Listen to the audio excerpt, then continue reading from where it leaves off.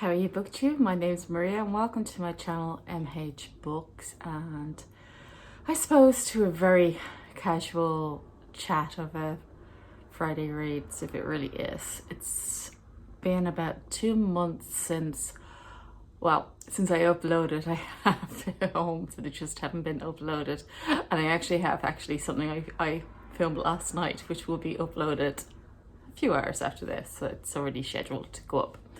I'm sorry I have been away. For the first few weeks, my dad was very sick. That I still continued buddy reads and I still continued looking and commenting on people's channels. But unfortunately, he did die last month. It's been a long time coming. And in a way, we lost him a long time ago, a few years ago, because he had dementia, but he did actually die of bladder cancer in the end. So been spending a lot of time, that's the budgies, a lot of time on trying to do a little bit more self-care.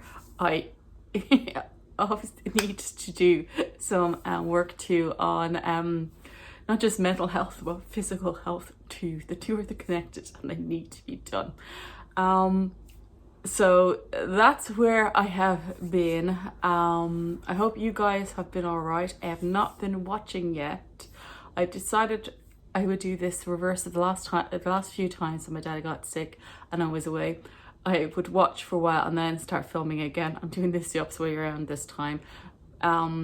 So hopefully this is this would have been the last big gap. There will be a couple of gaps when I go on holidays and things, but this would be the last of the big unexplained gaps. As I said, he has been sick since the beginning of when I started filming on YouTube, which is why I go away quite a few times. So as it has been a stressful time, Maria always resorts to horror books. It's my comfort read. So things that tended to be slightly darker than normal, I would say, or as dark as normal. In my reading, I find it I've been enjoying quite a lot of literary horror actually at the moment, but I find it very hard to concentrate. One of the things I was actually reading recently, if it's here, I just put books at random here. Oops. And I promise I won't throw books at you again, was the Ghost Sequences, which is with the literary horror reading group in Goodreads. And I still haven't quite finished it. I just find it hard to concentrate very much. It's a sequence of short stories, and if you look at the cover, it's actually beautiful. It's actually two girls playing cards in white dresses, as well as a skull. It's actually beautiful, and I completely trashed it in the bath as per usual. It's told, the short stories almost like they're told using the format of long stories, because she does snippets. I think A.C.Wise is the woman, got that wrong, sorry. She does snippets of a story, like different scenes, and we can go back and forth in scenes sometimes in time periods. And I love her writing style. So I'm really enjoying it, but I'm just finding it hard going because my concentration span is not what it should be. Considering these are short stories, I'm finding it a little bit more difficult than I should have. The other piece, so that's almost finished. I think I'm 2 stories from the end, so I'm like 300 pages in of a 350-page book. One of the other ones I just finished recently was actually would count as literary fiction too. This one is not horror. It's the reader on the 627, which quite a few people read a few years ago. And when I heard it at the time, I wanted to pick it up, and then I got a second-hand copy. But so it's by Jean-Paul Didierlaurent. Massive attempt at French.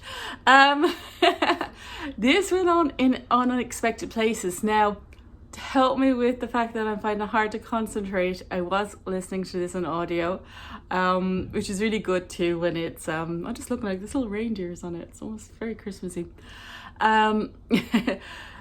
It went on unexpected places. It's a short novella enough. It's about a man who's reading pages on a train on the 627 on the way into work, and why he hates his job.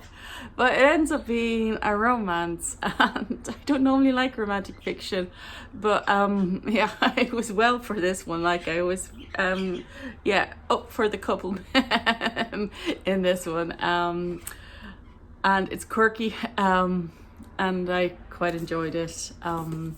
Not really in the attention space too. Oh look, we have a, oh no, that's the building site across the road. I thought we had emergency services there. So what am I reading at the moment? Quite a few things. I think I have 14 because I keep starting. I can't concentrate. One of the things I've been doing too is I actually got, I know you noticed, I got an Amazon Prime subscription, so just for a few months, and not to get books, to get actually other items which we couldn't get at the moment, and I've been looking at the Prime videos, and I must have started about 8 series, all series I've watched before, and I just can't go beyond about 6 or 7 episodes, and I go to the next one. So that's kind of how my reading is going too. I have done about 14 books. I got to go at the moment, maybe 15. So we're really going to see a few, and ones I plan to read. It's just crazy business considering I have practically no concentration span. The literary horror folk on the Goodreads group are starting this one this weekend. So that's Adam Nevill's Cunning Folk. Adam Nevill wrote his first novel in St. Andrews, and because he's doing his master's there, and he wrote it about the year after I left. I did my PhD in St. Andrews. It's a small town 50 miles north of Edinburgh. It's also a university town. The years I was there was when Prince William was doing his undergraduate. I was doing my PhD, and so Adam wrote his first book a couple of years after that, I think, and it's all the places I was at. This is St. Andrews is a medieval town in the middle of nowhere. There's only 3 streets in it, and I loved that book. I read it a few years ago, and it is one of my first YouTube videos. So when they're reading this, so as the literary horror group are reading this one, I couldn't resist. So I have Cunning Folk and Nevill. He writes very good male friendships. Don't like everything he writes, but he does do good male friendships, does Adam Nevill. So I'm hoping to pick this up this weekend. I actually have a real life book club meeting this weekend. It's a new club to read Japanese and Chinese literature. So we've never met before, so we're going to hopefully meet up. Hopefully there's be no more new restrictions making that impossible again. Hopefully we will be able to keep meeting up as new restrictions come in Ireland. At the moment, our theatres have gone down to 50%, and they've already been booked up solid 100% because they just opened last month for the first time in 2 years. You know, and Willow was very excited about it too. Yeah, she was. And she was excited that I was going to go out to the theatre. But there's only 50% allowed since last week. So half of us just lost our tickets. I think I still have tickets for The Lion King because that's in February. So that's not within the restrictions. But the other ones are lost because only so many people could get new tickets at 50% when they were sold out. So yeah, that was fun. So one of the things I've been thinking about doing, because it is the December season, is hopefully this will work out now. And this is a little bit of a spoiler for something we've already filmed, but it's not uploaded till tonight. it's a tradition in the Victorian era to read ghost stories around this time of year. So I have 3 anthologies of ghost stories. One is from a BookBox subscription, which I'm unboxing later on. Well, I've already unboxed, but it's going to be later on in upload life. So from the Victorian era, I got the current version of, this is the British Library, Tales of the Weird. So they look for old stories that have not been published, have gone out of print, so old short stories. So they have their Christmas one this year is Chill Tidings, Dark Tales of the Christmas Season, and it's edited by Tanya Kirk. And from the States, their offering is always the Valancourt collection of ghost stories. It's Victorian Christmas ghost stories, and this is volume 5 of theirs, so I have theirs. And then, I don't know, don't look, block your ears, you're probably fine. From a book box I'm unboxing a more current collection of stories from indie authors.